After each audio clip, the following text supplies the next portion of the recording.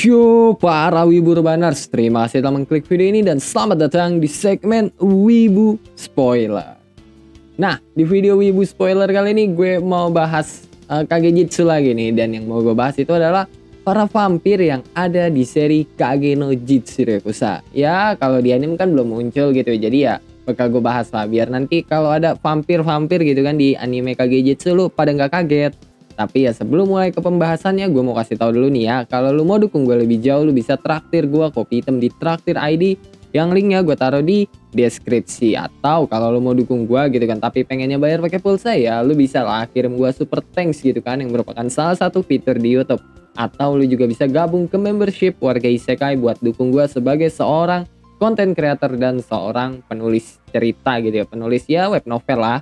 Dan kalau lu gabung gitu kan ke membership, ya lu bisa akses konten eksklusif dari 2 cerita original yang gue bikin sendiri, yaitu Isekai no Shiroi Ansatsu Saga Ouji sama Ninaru dan The Zero Esper. Sama ya satu cerita fanfiction di XD yang gue bikin yang berjudul High School DxD Phantom Ballet. Dan ya kalau lu belum nonton, lu bisa nonton dulu lah secara gratis gitu ya. Link playlistnya nanti gue taruh di deskripsi. Dan oke lah ya, daripada gue banyak bacot lagi nih cuy, mending lu pada siapin kopi, siapin cemilan, siapin sebatang rokok, dan kencangkan celana dalam. Kalau udah kita langsung aja ke pembahasannya. Nah, sebelum bahas ke para karakter vampirnya, gue mau bahas dulu nih ya secara garis besar vampir di Kage no Jitsurokusa itu kayak apa sih gitu kan. Nah, sebagian besar vampir di Kagejitsu itu ya sama aja gitu lah, kayak vampir di seri-seri lain lah yang suka minum darah manusia dan ya ngasih darah mereka ke manusia buat ngebikin mereka jadi bawahannya gitu. Dan kekuatan mereka ya semuanya sama aja gitu, yaitu mengendalikan darah yang ya mirip lah kayak Aurora yang udah diliatin gitu kan di episode 11. Kayak yang gue bilang gitu kan di video sebelumnya, kekuatan vampir ya kekuatannya Aurora juga, tapi kekuatan Aurora itu belum tentu kekuatannya vampir. Dan ya belum jelas sih vampir ini sebenarnya keturunan Aurora secara langsung gitu ya. Maksud gue ya cicit-cicitnya anak-anaknya atau gimana gitu ya. Atau mungkin ya mereka hasil eksperimen gitu kan dari darahnya Aurora kayak para pahlawan. Atau bahkan ya mereka itu ciptaannya Aurora, pakai darahnya Aurora. Contohnya ya kayak iblis-iblis gitu kan. Itu kan mereka semua ciptaannya Aurora, pakai darahnya Aurora. Coba buat lo yang punya teori soal ini, tulis di kolom komen cuk. Tapi ya kalau lu nyuruh gue berteori, gue bisa bilang ya mereka itu makhluk ciptaannya Aurora, karena ya hampir mustahil aja gitu kan Aurora punya anak gitu.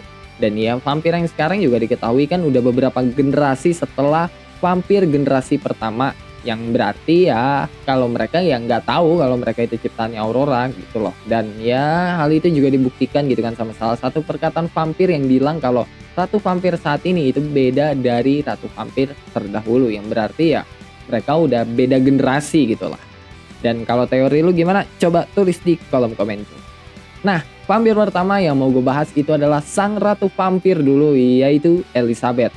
Salah satu yang jadi penguasa di kota tanpa hukum. Dan kalau soal fisik ya lu bisa lihat sendiri lah. Karena ya penggambaran fisik kan subjektif gitu ya. Setiap orang beda-beda mandangnya gimana. Cuma ya kalau dari sudut pandang gua, ya oke lah gitu ya. Terlepas dari opainya yang emang tepos gitu ya. Tapi ya gua agak bingung sih sebenarnya kok vampir gitu ya kebanyakan gitu pada tepos semua. Coba aja lu lihat gitu kan di anime-anime lain pasti mayoritasnya vampir itu pada tepos gitu loh. Contohnya kayak di Oarino Seraph gitu.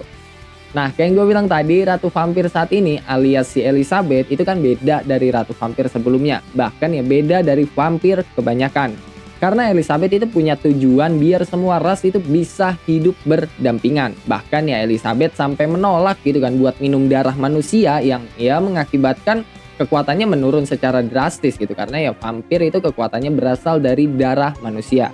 Dan kota tanpa hukum itu awalnya ya kota yang damai gitu kan. Kota yang dibikin sama Elizabeth yang tujuan awalnya biar semua ras itu bisa hidup berdampingan di kota itu. Sampai akhirnya ya Elizabeth tersegel dan kotanya menjadi kota tanpa hukum, yang dimana ya di situ udah nggak ada hukum lah, bunuh ya bunuh aja gitu. Hal itu ya bisa terjadi karena suatu tragedi yang pernah dialami Elizabeth, yang dimana makanannya Elizabeth itu udah dicampur sama darah manusia sama salah satu bawahannya Elizabeth yang bernama Crimson. Udah minum darah manusia, terus bulannya lagi bulan merah gitu ya. Itu ngebuat Elizabeth lepas kendali akan kekuatannya. Dan ya dia memakan semua manusia yang ada di kota tanpa hukum. Ya nggak semuanya sih, ada beberapa yang nggak dimakan gitu. Yang jelas ya semua manusia di kota tanpa hukum itu pada mati sama Elizabeth. Dan nggak sampai di situ, Elizabeth itu sampai ngobrak-ngabrik 3 kerajaan itu selama 3 hari doang gitu loh. Dan salah satunya adalah kerajaan Midgard. Lu bayangin kerajaan segede itu diobrak-abrik sama Elizabeth. Anjir. Nah, setelah kejadian itu Elizabeth itu pengen bunuh diri gitu. Maksudnya ya setelah dia sadar kalau dia ngelakuin itu, dia pengen bunuh diri. Tapi ya dia malah tertidur dan ya sampai akhirnya dia terbangun lagi dan ngelawan Shadow, entitas yang jauh lebih kuat dari Elizabeth alias ya author berkedok MC. Vampir kedua yang mau gue bahas sang pemburu vampir, tapi juga seorang vampir, yaitu Mary. Mary atau Milia gitu ya, atau Maria gitu, itu beda-beda sih sebenarnya penyebutannya. Karena kalau di WN kan namanya Milia, di LN Jepang nggak salah Mary. Ya Mary, kalau di Inggris Mary apa Maria? Gue lupa Maria itu ada di mana gitu, pokoknya ya itulah. Nah, Mary adalah salah satu bawahannya Elizabeth juga, dan ya dia ditugaskan sama Elizabeth buat ngebunuh Elizabeth ketika Elizabeth terbangun. Nah, Mary itu sama aja gitu kan, kayak Elizabeth yang pengen menyatukan semua ras. Bahkan ya saking baiknya si Mary ini, dia sampai nolong setiap manusia gitu kan yang dia temui kalau manusia itu ada masalah. Dan Mary itu setia banget gitu loh ke Elizabeth selaku ratunya gitu kan. Bahkan ya saking setianya, Mary itu nggak bisa ngelawan setiap perintah yang dikasih Elizabeth. Nah, pas di malam tragedi Elizabeth ngamuk, Mary itu terpaksa gitu kan minum darah manusia yang udah jadi mayat yang dibunuh sama si Elizabeth demi bisa ngejar dan menghentikan Elizabeth yang lagi ngamuk gitu kan. Dan ya pas Mary itu nemuin Elizabeth, ya semuanya udah berakhir gitu, udah selesai, Elizabeth udah tenang gitu. Tapi ya di situ Elizabeth nangis dan ya dia menyesal telah melakukan semua itu. Dan Elizabeth menyuruh Mary buat ngebuang abunya di laut, dan dia berniat, atau siapa Elizabeth itu berniat bunuh diri. Tapi sayangnya Elizabeth yang gak mati gitu, dia malah tertidur. Dan karena itu Mary memutuskan buat masukin mayatnya Elizabeth ke dalam peti mati abadi. Tapi ya akhirnya peti itu direbut sama Crimson, bawahannya Elizabeth yang lain yang pengen ngebikin bencana di masa lalu terulang lagi.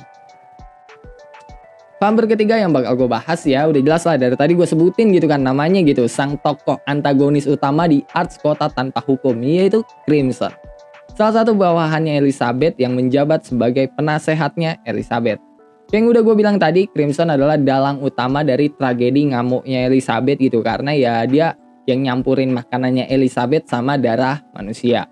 Hal itu dia lakuin karena ya dia percaya gitu loh, manusia cuma hewan ternak bagi para vampir gitu. Ya belum tahu aja nih sih ya Crimson gitu ya, dia tercipta dari Aurora yang awalnya juga manusia, belum lagi ada Cid yang juga manusia gitu. Itu wah, lu ngebandingin manusia jadi hewan ternak, habis loh sama Cid. Walaupun habis juga ya ntar ujung-ujungnya. Nah, setelah Mary ngebawa Elizabeth di peti mati, Crimson ngerebut paksa peti itu, dan ya di situ terjadilah pertarungan antara Crimson dan Mary, yang dimana ya Mary yang nolak darah manusia itu pasti kalah lah sama Crimson, karena ya Crimson kan minum darah manusia dan ya dia berhasil ngerebut peti matinya Elizabeth. Sampai akhirnya ya dia ngebangunin Elizabeth dan pengen ngulang tragedi di masa lalu. Tapi sayangnya rencana itu sirna gitu kan, karena ya sang author berkedok MC, ya siapa lagi gitu kan kalau bukan Cid Kageno, itu lagi ada di kota tanpa hukum dan ia lagi pengen ngerampok kayak gitu loh. Maksudnya yang ngambil duit yang ada di tempat penyimpanan hartanya Elizabeth. Dan kebetulan di situ Elizabeth terbangun sama Crimson, yang akhirnya ya Cid ikut turun tangan gitulah. Sampai ya Cid itu pas turun tangan dia nggak bisa gerak loh gitu loh, gara-gara kebanyakan emas yang dia rampok dari tempat hartanya Elizabeth itu, kantongnya sampai kepenuhan, keberatan, gak bisa gerak. Bener-bener suatu yang boom banget lah. Ya itu aja sih yang mau gue bahas atau gue bacotin kali ini soal vampir yang ada di Kageno Jitsu Rekusa. Kalau lu punya pertanyaan, pendapat, saran, requestan atau bacotan-bacotan gak penting lu pada, lu bisa tulis cukup di dalam kolom komentar. Kalau lu suka sama pembahasan kali ini, lu bisa tekan tombol like. Kalau lu gak suka ya lu juga boleh dislike kok. Gue gak maksa lu buat tekan tombol like. Dan jangan lupa ngopi hari ini. Sampai jumpa di video selanjutnya and bye-bye.